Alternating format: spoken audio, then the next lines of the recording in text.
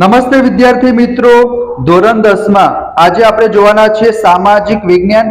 એમાં તમે ખૂબ જ સરસ માર્ક્સ કઈ રીતના લાવી શકો, કારણ કે વિદ્યાર્થી મિત્રો સામાજિક વિજ્ઞાનમાં ટોટલ 22 ચેપ્ટર છે। તો કયા ચેપ્ટર તમારે કરવા, કયા ચેપ્ટર તમારે સ્કીપ કરવા, બધી જ ઇન્ફોર્મેશન વિદ્યાર્થી મિત્રો આજના વિડીયોમાં મળી રહેશે। તો ફટાફટ પ્રથમ વખત આયા હોય તો ચેનલને સબસ્ક્રાઇબ કરી દેજો। અહીંયા વિદ્યાર્થી મિત્રો તમે જોઈ શકો છો સેક્શન એ 24 માર્ક્સ નો પૂછાશે। તો એ સરસ મજાની ઇન્ફોર્મેશન તમે જોઈ શકો છો, સ્ક્રીનશોટ લઈ લેજો વિદ્યાર્થી મિત્રો।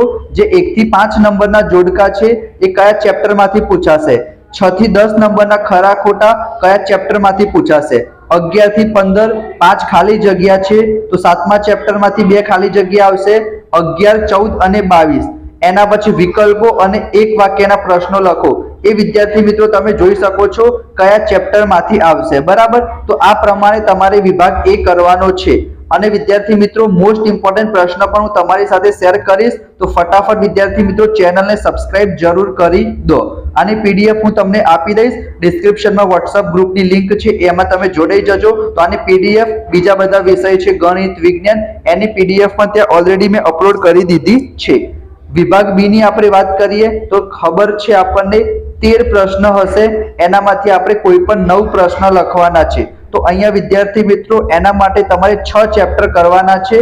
અહીંયા તમે જોઈ શકો છો પહેલું, બીજું, છઠ્ઠું, 12મું, 13મું અને 20મું આ 6 ચેપ્ટરમાંથી 2 પ્રશ્ન પૂછાશે, એટલે કે તમારા 12 પ્રશ્ન થઈ ગયા, બરાબર। તમે એકાદ ચેપ્ટર નહીં કરો તો પણ વિદ્યાર્થી મિત્રો 10 પૂછાશે, એનામાંથી તમારે 9 લખવાના, બરાબર। ચલો એના પછી વિદ્યાર્થી મિત્રો થોડુંક ઇમ્પોર્ટન્ટ તમને હું કહી દઉં કે 2 માર્ક્સમાં શું પૂછાઈ શકે। વ્યક્તિ પરિચય, જેમ કે અમીર ખુસરો વિશે પૂછાઈ જાય। એના પછી ઐતિહાસિક ભૌગોલિક સ્થળોની ઓળખ, તમને કોઈ ચિત્ર આપેલું હોય અને એના વિશે તમને કંઈ પૂછેલું હોય, મને ઓળખો, પરિસ્થિતિજન્ય પ્રશ્નો, આ બધી વસ્તુ તમને ડાયજેસ્ટમાં મળી રહેશે। વિચારીને લખો, સંકલ્પના છે, કારણ આપો, આ તમારા 2 માર્ક્સમાં પૂછાઈ શકે છે।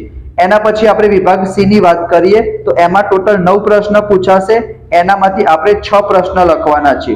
3 માર્ક્સમાં વિદ્યાર્થી મિત્રો શું પૂછાઈ શકે, તો અહીંયા વિદ્યાર્થી મિત્રો તમે જોઈ શકો છો ટૂંકનોટ પૂછાઈ શકે, ચિત્રો, તફાવત, બરાબર, આ પ્રમાણે પૂછાશે। કયા 3 ચેપ્ટર કરવાના છે, આ 3 ચેપ્ટર કરવાના છે, 3જું ચેપ્ટર, 8મું ચેપ્ટર, 18મું ચેપ્ટર, આ 3 ચેપ્ટરમાંથી 2 પ્રશ્ન આવશે, એટલે તમારા 6 માર્ક્સ વિદ્યાર્થી મિત્રો પાક્કા થઈ જશે। અને જો આપણે વિભાગ ડી ની વાત કરીએ તો એમાં તો એક નકશો પૂછાશે, એ તમને ખબર જ છે। બાકીના 7 માંથી કોઈ પણ 4 પ્રશ્ન તમારે લખવાના છે, બરાબર। એક નકશો કમ્પલસરી લખવાનો છે। નકશો કયામાંથી આવશે, 8, 9, 10, 13 એનામાંથી આવશે, બરાબર। અને તમારે 4 માર્ક્સ માટે 5મું, 10મું અને 17મું આ 3 ચેપ્ટર કરવાના છે, એનામાંથી 2 પ્રશ્ન પૂછાશે। ફાઇનલ કયા ચેપ્ટરમાંથી કેટલા માર્ક્સનું પૂછાશે એ તમે અહીંયા જોઈ શકો છો, સ્ક્રીનશોટ લઈ લેજો। અને છેલ્લે, બરાબર, આનો તમે ખાસ સ્ક્રીનશોટ લેજો। આનાથી વિદ્યાર્થી મિત્રો તમને આઈડિયા આવી જશે કે તમારે સૌથી પહેલા કયા ચેપ્ટર કરવા। તો સૌથી પહેલા વિદ્યાર્થી મિત્રો 6 ચેપ્ટર તમારે કરવાના, એનામાંથી ટોટલ 45 માર્ક્સનું પૂછાશે। એટલે કે જો તમારે વિદ્યાર્થી મિત્રો પાસ થવું છે, બરાબર, અને સામાજિક વિજ્ઞાનમાં બહુ તકલીફ પડે છે તો પહેલા આ 6 ચેપ્ટર વિદ્યાર્થી મિત્રો કરી દો, કારણ કે ટોટલ 45 માર્ક્સનું આ 6 ચેપ્ટરમાંથી પૂછાશે। એના પછી તમે આ ચેપ્ટર કરી શકો છો, બરાબર। જો આજનો વિડીયો પસંદ આવ્યો હોય લાઈક કરજો, રેગ્યુલર વિડીયો આવશે, કંઈ ના ખબર પડે, ક્વેશ્ચન હોય તો કમેન્ટમાં વિદ્યાર્થી મિત્રો જણાવો। તો મળીશું આપણે નેક્સ્ટ વિડીયોમાં, ત્યાં સુધી જય Shri Krishna, Radhe Krishna, thank you so much.